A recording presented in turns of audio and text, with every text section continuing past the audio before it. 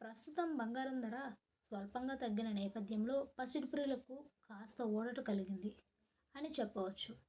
ఎందుకంటే బంగారు ఆభరణాలు కొనుగోలు చేసే వారికి ధర తగ్గినప్పుడల్లా కొనుగోలు చేస్తే వారికి డబ్బు ఆదా అవుతుంది.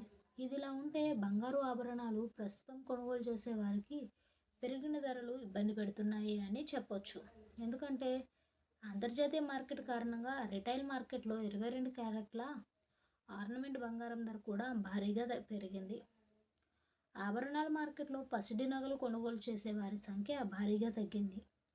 అయితే రిటైల్ మార్కెట్‌లో డిమాండ్ తగ్గినప్పటికీ అంతర్జాతీయ మార్కెట్‌లకు మాత్రం బంగారానికి డిమాండ్ భారీగా ఉంది.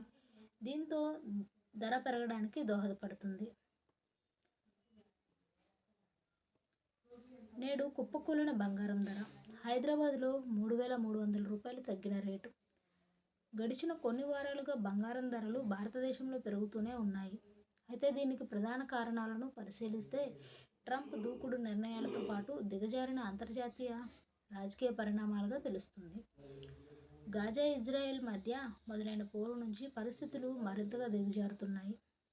ఇప్పటికే పెరిగిన పసిడి ధరలు అమెరికా స్పాట్ మార్కెట్లో ఔన్సుకు దాదాపు $3,000 గరిష్టాన్ని దాటేసి ప్రపంచవ్యాప్తంగా పసిడి ప్రియులకు నిద్ర లేకుండా చేస్తున్న సంగతి తెలిసిందే. ఈ క్రమంలో కొనుగోలుదారుల మరీ ముఖ్యంగా 2 తెలుగు రాష్ట్రాలకు చెందిన ప్రజలు తగ్గిన రేట్లతో షాపింగ్ చేయాలని భావిస్తున్నారు. అయితే దీనికి ముందు వారు ఖచ్చితంగా నేటి రిటైల్ విక్రయ ధరలను పరిశీలించాల్సి ఉంటుంది. 22 క్యారెట్ల పసిడి ధర నిన్నటితో పోలిస్తే 100 గ్రాములకు నేడు 3,000 తగ్గిన సంగతి తెలిసిందే. ఈ క్రమంలో దేశంలోని వివిధ నగరాల్లో నేడు తగ్గిన